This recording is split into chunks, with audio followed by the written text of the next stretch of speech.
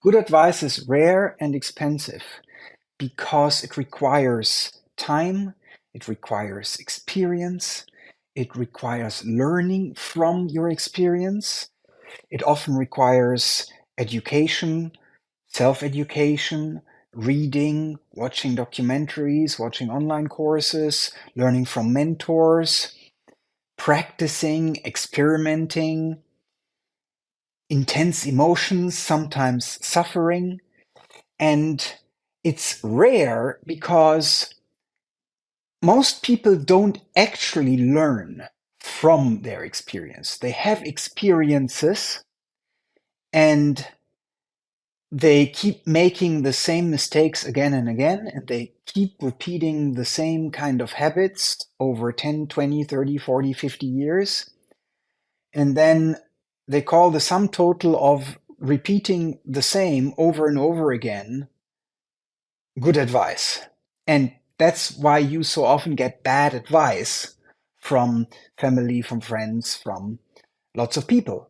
That's why good advice is rare, because most people do not learn from experience, because learning from experience is not automatic. You can like do a job for 40 years and do it badly for 40 years. The same way you can have 40 years of experience and learn pretty much nothing. Well, I wouldn't say nothing, but not a lot from it, and not learn from it in a way that you can present it constructively and helpfully to others. And that's why good advice is also expensive.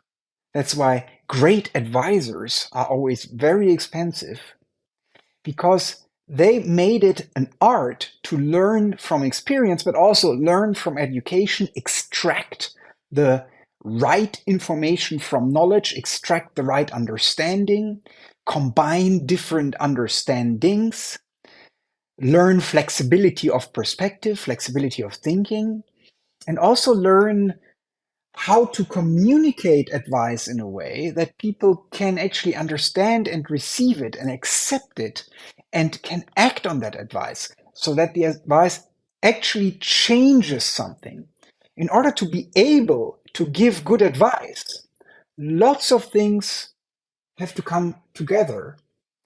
Lots of things need to be combined. And again, that needs time. That's why great advisors, professional advisors, do not work 24/7 advising people.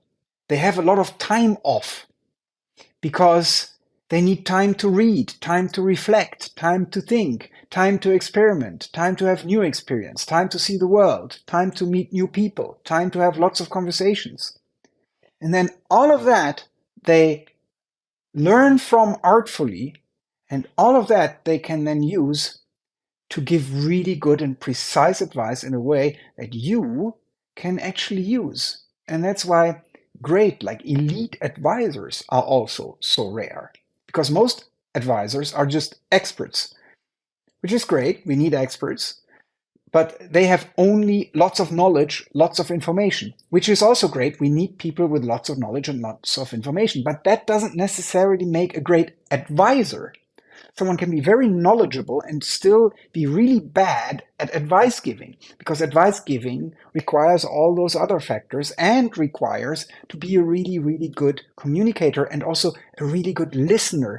So you know what the other person, what the company you're advising or whatever really needs, because you listen, you understand, you make an effort to go deep into the other people's perspective and situation, and then communicate from the wealth of your experience and knowledge and understanding and thinking in a way that they can make relevant, positive changes. That's why good advice is so rare and great advisors are so expensive.